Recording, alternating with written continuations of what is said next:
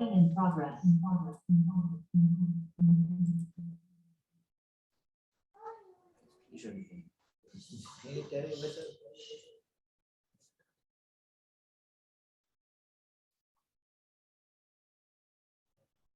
You look like the bride. Yes. Yeah, this is your groom right up here. Okay. I'm allowing him to record because he can. And I'm pinning him down. And let's see if I can have you record as well. Nope, but I can pin you down. Oh, I've already got you pinned down. So let me see if I can get you down here with him. All right. And then we're looking for the Wing Ying Poon and Wing Ki Poon. Your witnesses, where are they?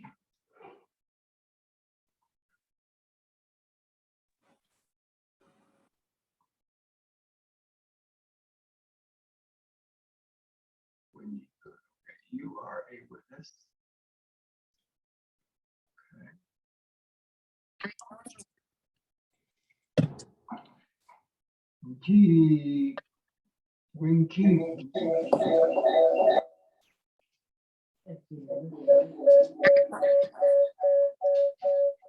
Somebody's too close to the computer with the phone.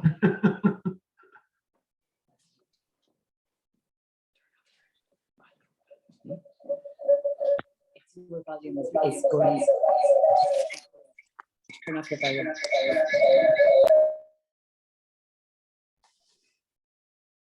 Okay, I'm still missing your one witness, I think.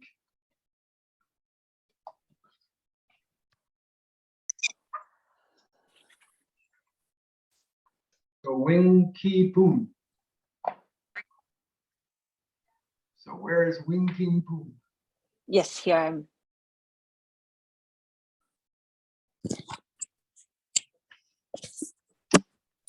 Hang on to you guys long enough. You got enough people coming in.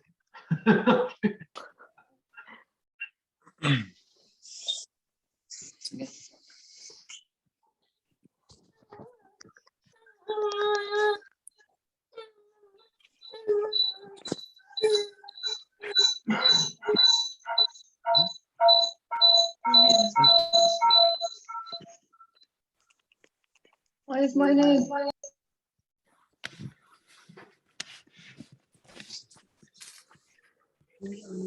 Okay, but I'm still missing your other witness, am I not?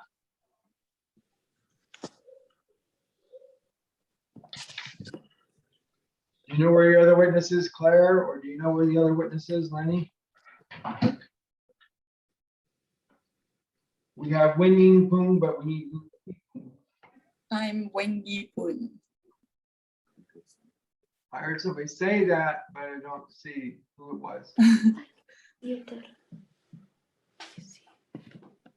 Okay, who said that? Poon Wing Ki. Yes, we start with Poon Wing Yi. Poon Wing Ki. Okay, perfect. You're the other one. Yeah. Pin you down. Perfect. Got it. Okay, so we got my two witnesses, and we got our couple, and me, the officiator. Okay, we'll go ahead and get started. Oh, we still have somebody else to admit. Okay. Now you're up to 25 locations. All right. My name is Ben Freed, I'm a deputy clerk with Utah County. I'm authorized to do weddings. I've been doing them for a little over 2.5 years now at this point in time. I am joining you remotely from our Health and Justice building, wherever you're located, and you're joining me in the Health and Justice building. So that's jurisdiction for this ceremony for the laws of the state of Utah. So we have our couple and our witnesses, everybody's remotely. I'm here grounding this ceremony here. So that's jurisdiction, right? The two of you, Claire and Lindy, I can use your casual name until we get to the actual license. So, okay. So Claire and Lenny, the two of you found each other somehow out of 6+ billion people on this planet, and you fell in love with each other. And now you're being dropped down into a garden of marriage where you get to grow your marriage the way you want it to be. You came from families, you've had experiences with marriage, good and bad. I hope you choose the good and you throw away the bad. And everybody has their stories. And they set examples, and they'll all be interested, and they'll all give you advice as to how you should run your married life. But you get to make those choices and decisions yourself. It's not the words of the ceremony that matter, it's how you treat each other. And hopefully you're treating each other with kindness and love and respect for each other, and helping each other to be your very best. All right. In your marriage, your marriage is a 24/7 relationship. That's different than mother, father, son, or daughter, because once the baby is born, even if they're being nursed, until they get in, or start walking, crawling, screaming, rolling around on the floor, they're starting to gain their independence until they get up to the teen years, when they think they have more independence, and parents check in with them less and less. But you do check in with each other because you want to make sure you're safe. You do nice things for each other because you love each other, you like each other, you need each other, you want each other, and you protect each other. That's what you do. So checking in, you know what time she should be leaving for work, you know what time she should be getting there, you know what time he should be leaving work, and what time he should get there. All right. And hopefully you're being able to communicate and just say, hey, did you ride safely? Is everything okay? Sometimes, well, there was a scary dude on the bus. Ooh, that's something to talk about tonight, because usually if it's a predator, I guess I call it predator. If it's a predator and it's like scaring her, maybe you can offer a suggestion like, hey, why don't you take an earlier bus? Because usually they're habitual. They're not, they're pretty routine. So you can make the changes and have her feel safer. See, your idea is you do nice things because you love her, like her, need her, want her, and protect her. So that's your suggestion for protecting her, but you're checking in with each other. Now, at work, the work we do is mandate work, okay? It's mandate because it's the boss, okay? The boss says you're showing up for work at 8 o'clock in the morning. You're going to take a break at 10. You're going to have lunch at noon. You get to take a break at 2. You get to go home at 4 or 5, okay? Depending upon what that is, okay? So that's mandates, and they tell you how to do your job. They tell you what ways to do it and all that stuff. And people don't like mandates, but we honor it because we tolerate it. I should say we tolerate it because we need the money. What do we need the money for? Well, you got to have a place to live. All right. So whether that's you're buying, renting, leasing, or fixing up, you have to have a place to live. Secondly, you need to have water. That's a utility. Then you may want to have gas for the water, so you can have hot water baths or showers, and wash dishes, hand wash clothes. Okay, so you got that. And then you're going to want to have food to eat. Okay, so you're going to go to the market or a vendor or someplace, you need to get food. All right. So, and then you're also going to wear clothes because you're not going to run around naked. So occasionally you have to wear, buy new clothes. Right. And then maybe if your cell phone breaks or your computer breaks or dies or whatever, you have to get a new one. See, that costs money too. If you have cars, you have to pay for transportation. You have to pay for gas, maintenance, repair, insurance. Same with your house or you place your residence. You pay for insurance on that to cover anything that may get broken or damaged because of something else like a fire or anything else going on. Right. So all that costs you money. And we honor that because, well, we need money to do those things. And the next step up is you're accepting each other's family. Okay. So Claire, you're accepting Leonard's family, and Leonard, you're accepting Claire's family. Okay. What does that mean? Well, that means you're honoring their birthdays, their baptisms, their graduations, their promotions, their failures, their broken bones, their accidents, the sicknesses, all the stuff that's going on in their lives. You're honoring them, and you're saying congratulations on your promotion, congratulations on graduation, congratulations, even a little kindergartner, congratulations from kindergarten, you passed, yay, and just make them feel good. So that you honor the things that go well, but you're also honoring things that go bad. If somebody dies, you may have to go to a funeral, okay? But you're also honoring their life and the way they lived and those things that they did good. So you're helping each other to be your best always, and you're talking to each other. Yeah. So that's dedication to each other for 24/7, because you'll check in with each other all the time. Perseverance. Maybe you laid some things aside when you met each other because you wanted to develop your relationship with each other. And so maybe it's time to look at, well, if you get married, maybe it's time to look at back and finishing what you started and remembering why you were doing what you were doing, because there was a reason. If it's to make more money, like getting more education to get more money, then I would suggest you go for it. But you don't want to do it at the expense of each other, because you only have 24 hours in a day. And if you're spending 8 hours at school and 8 hours work, then you don't have the time you need to develop your relationship with each other. And that's what you want to do. You want to develop your relationship with each other. So you may want to go a little slower. Maybe you don't want to do it at all, but you get to make those choices and decisions. Please, please, please make all your major choices and decisions together as a couple. It'll save you lots of problems. All right. And you're going to learn to laugh together. Okay. Sometimes there'll be a really tragic experience, and let's just say that you saw this and you started filming it, and it was just like one of those 1 in a million that would work the way it worked or happen the way it happened, no matter what the damage was at the end. Okay. But the point is here is, even at that, and you put it on YouTube and it goes viral. See, that's because that's one of the whatever million, right, things that go on.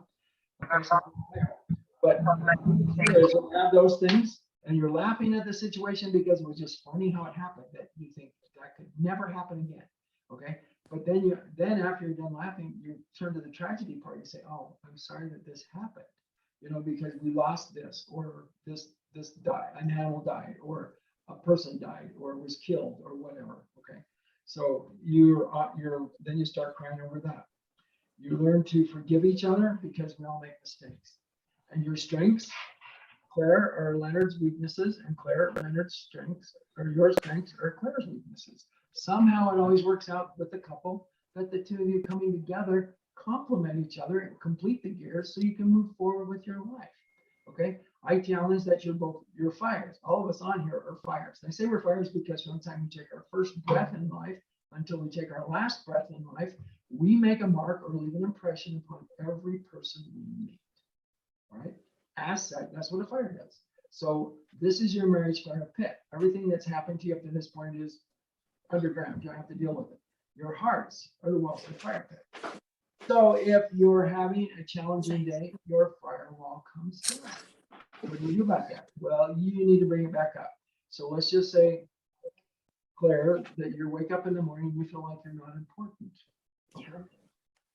I don't feel like I'm important. All right, so that's a negative emotion. What do you do with it? You look at it, you call it out, you step back, you look at it differently. All right, was it something I drank? Was it something I ate? Was it the way I slept? Is something else going on? So for the sake, since I'm setting up this scenario for you, Claire, let's just say it was something else. So you call up work. Hi, this is Claire. I'm sorry, I'm sick today. I won't be able to come in. Oh, we're sorry that you're sick, Claire. Please make sure that you're well before you come back to work and you're safe, and we'll see you when you get back to work. Thank you. Goodbye. Guess what, everybody? Claire's got COVID. We've all been exposed and we're all going to die. See, that's what media wants us to think, right? That's not true. All right. But that's what media wants us to think. All right. Now, I worked all through COVID. I had coworkers on my right and left that got that got COVID and had COVID. And I didn't get it. I got tested 3 times, never had it. But then later they said, maybe you better go get your shots. You haven't had COVID, you're not sick, and we don't know how come you're so healthy? Everybody else is getting sick. I don't know. Anyway, the point is, I went and got my shots. Okay, I haven't had the 3rd one yet though. But anyway, so the point is it's not always COVID. It's not always what it appears to be. So don't misread what's going on. Okay, Claire and Lenny, I appreciate it if you stand muted. Okay, unmute yourself, Claire and Lenny. Just stay muted. My witnesses need to stay muted. Awesome. All right. So anyway, so just make sure. And then, so when you go to work and things happen to you, it makes you angry or frustrated or stressed, or sometimes you feel like you've been put down or something like that. So when you go home and you're talking to each other, and I hope you do this together as a couple, when you get together, you're holding each other's hands close, looking each other in the eyes.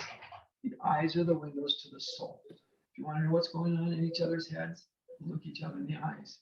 You can get more information that way. So if Lenny tells you one day, Claire, hey, how was your day? It was okay. If he, or he might say fine, Okay, can you describe fine for me? I want to hear a good story. That's why the day went fine. Well, I got a promotion today. I'm getting more money starting next week. You know, see, that's a good thing, right? Yeah, but he said it was fine, but maybe he doesn't like his job really. I don't know. Anyway, that's just a scenario. But the idea here is that you want to help each other to be your best always. Appreciate your differences because your strengths and weaknesses help each other. Forgive. Don't treat each other as an object. I have an object back behind me. It represents spring. We got snow last night down to the bottom, or to the top of the Y in the mountains, and we got some rain down the valley. So it's still spring here. Okay, we're expecting snow on the ground, but we didn't get any of that. But we get some rain. That's good. Right. So anyway, that represents spring. An object you put up for display, when you're tired of it, you put it away. With marriage, you're married together until death you depart. You're not putting each other away. You're not putting each other in a closet and pulling you out occasionally when you need her help, or she needs your help. Okay, but you always honor each other and respecting each other and helping each other be best. So you're not an object. Don't treat each other as a project. A simple project to illustrate is a flat tire in a car. You can't drive the car with a flat tire without damaging the suspension or the wheel wells, or there's a lot of things you damage when you drive with a broken car, and so or a flat tire. So you fix the flat tire to make it go. That's what you're doing. You can't fix each other, but you can suggest to each other, different than mandates. Suggestions are kind, soft, nice, and we accept those. So treat each other that way, all right? And don't treat each other as a task. Okay, now last November, I had a couple come in that had a task problem. I didn't know it at the time. There's like any other couple. They brought 40 guests with them though. We don't have room in our building right here for 40 guests, so I had to take them outside. It was a nice, warm November day at 18 degrees at 3 o'clock in the afternoon. Okay, so we stood outside and counseled with them. I asked the groom if he'd take the bride to be his wife. He said yes. I turned to the bride and I said, "Do you?" And that's when everything changed, because all of a sudden she just turned. She was standing like this, getting ready to hold his hands. And she just turned and she walked towards the table, picnic table behind her guests. She didn't say, "Excuse me, this is what I need to answer this." She didn't say anything, okay? Because we didn't know what was going on as people. Because her purse was sitting there and her phone was ringing in the purse. That was what the deal was. She didn't say, "Excuse me," to her guests. She just pushed them out of the way and grabbed her purse, brought it back, set it down, reached in, pulled out her phone, punched some numbers, started talking on the phone, grabbed her purse and walked into the adjacent building. I turned to the groom and I said, "Are you taking her? Are you going after her?" And he said it just this way. He said, "Oh no, I can't do that, because if I do that, it'll make her angry and upset. When she gets angry, upset, horrible, awful things happen. People get hurt and things get broken." I'm thinking, dude, why are you marrying this woman? Okay. So anyway, he said, "We're waiting." We waited for her for 15 more minutes before she came out. When she came out, again, I said, "Do you take her to be your wife?" He said, "Yes." I want to slap him upside his head and say, "Son, no, you're going to say no." But he said yes. And so I went with it. And then I turned to her and I said, "Do you take him to be your legal and lawfully wedded husband?" "Yes." Okay. And I had them exchange vows. I had them exchange rings, and I married him 3.5 minutes. Okay. Could we have done that 15 minutes before? Could she have come out and said, "I'm sorry that took so long. I'm sorry, this was an important phone call for me," or maybe it was a cheesy phone call, maybe it was a scam, a spam call. I don't know what it was, but whatever it was, she didn't apologize to anybody or anything. But I married them, and I hope they're doing well, because once you're married, the only way out of marriage is death you depart. So I hope that I just want to emphasize that. So don't treat each other as a task. And a task can be a little thing. It can be computer games. It can be sports. It could be movies. It could be videos. I mean, it could be YouTube things, learning little seminars and stuff like that. Any of that stuff could be, or playing like Zelda or I don't know, some other video games. I don't play any of those things, but anyway, yeah, it can be anything. So don't put anything above each other. You're building a house with the two of you together, okay? Claire, you're one wall, and Leonard, you're the other. Okay, you're a rectangle at that point. Rectangles can be easily squished, okay? Now, if you believe in God or Jesus Christ or Supreme Being, then you make it a triangle. Triangles have equal pressure on all the corners. They're harder to break. That's why it's a good geometric structure for building. So you honor God, you honor each other, you honor your friend, family, friends, neighbors, associates, and way down the list is cell phone someplace, okay? So don't put anything above each other because that's how important you are to each other. And you can create and make a wonderful life together. All right, we're now ready to go into the ceremony. Lastly, learn each other's love languages, okay? So Lenny, you have certain ways you like to be treated with your love language, with your love languages. It's up to Claire to learn what those are and serve you that way, okay? And Claire, yes, and Lenny, it's your job to learn what Claire's favorite love languages are and serve her with her favorite love languages. Honor the favorite love languages often, but not always. Always gets boring, and you don't want life to be boring. You want life to be fun and exciting. It's not boring, okay? So treat each other with that kind of love and respect, and you'll have an amazing life together.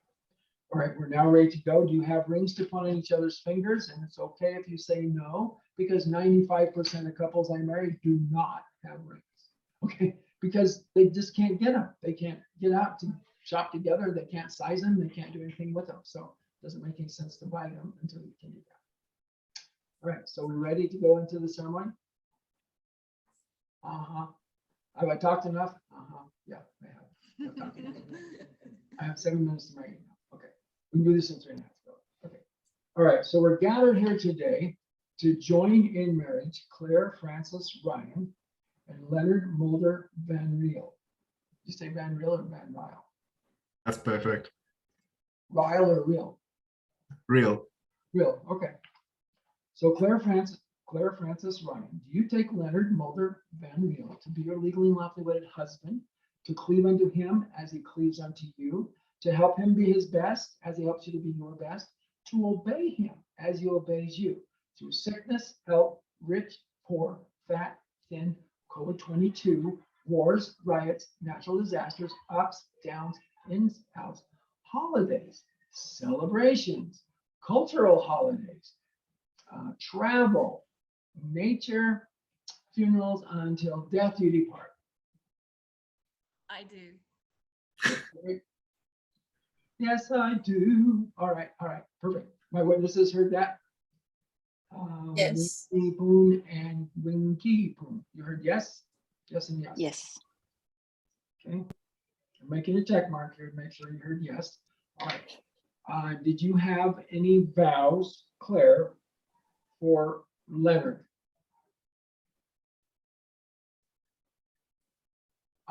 Excuse me, you're getting married today. I do expect you to tell him that you love him and that you want to spend the rest of your life with him, okay? That's the least I will accept. I have had couples stand back here, the room apart. You're gonna hold hands? Nope, don't do that. You go out on dates? Nope, don't do that. Do you do anything together? Nope, don't do that. I'm just like, why are you getting married? Okay, so anyway, I like to hear you say, I love you at least, and that you want to spend the rest of your life with each other. Okay. I love Lenny and I want to spend the rest of my life with him. Perfect. All right, that works for me. Okay, now Leonard Mulder Van Riel, do you take Claire Frances Ryan to be your legally and lawfully wedded wife, to cleave unto her as she cleaves unto you, to help her be her best as she helps you to be your best, to obey her as she obeys you, through sickness, health, rich, poor, fat, thin, COVID-22, blah, blah, blah, blah, blah, blah, blah, blah, blah, blah, blah, until death you depart. I do. Awesome. That was energetic and enthusiastic. All right. So Wingy Poon and Winky Poon, did you hear yes in the affirmative for both? Yes, very clear. Yes. All right. Did you have any vows or promises to tell her, Leonard? Claire, you look absolutely stunning, by the way. I love you, baby, and I promise to love you every single day for the rest of our lives together. Okay. Perfect. She's going, I wonder if there's anything else he could say. You were just Katrine. You can tell by her eyes, she's looking up at Rainbow. Was there anything else he could say? All right. Now I heard you say yes. Okay. And I think none of you are recording because you didn't have it. Oh, you were recording, Leonard. Okay. So I do not need to send you a recording. All right. Now, because I heard you say yes, And because Yi Poon Wing and Ki Poon Wing also heard you say yes, I can say this. By the authority vested in me by the laws of the state of Utah, I now pronounce you Claire Francis Ryan and Leonard Mulder Van Riel, legally and lawfully married as husband and wife. You may now blow kisses to each other because you're in separate countries. You're miles apart. I'm sorry. I love you, baby. I wish we love had you. Wonka, baby. Transport you to the same spot. So we'll be together. All right. This is I love you in sign language. This is I love you in sign language. And this is a COVID era hug. We had to develop it because I'm in the health and justice building. So health says you can't hug each other, even though it's not communicated by hugging, it's communicated by air. Doesn't make sense. But anyway, we couldn't hug each other. So we had to come up with something. So you love and like everybody on here. So you gather everybody together and you bring them to your heart. You're touched and warmed when you do that. So that's the COVID era hug. Whatever you want to do. All right. Congratulations. Make it a wonderful life because you can. All right. And you'll set a good example for others to follow. So congratulations. And may you live to have a long and healthy life together as a couple. All right. Bye now.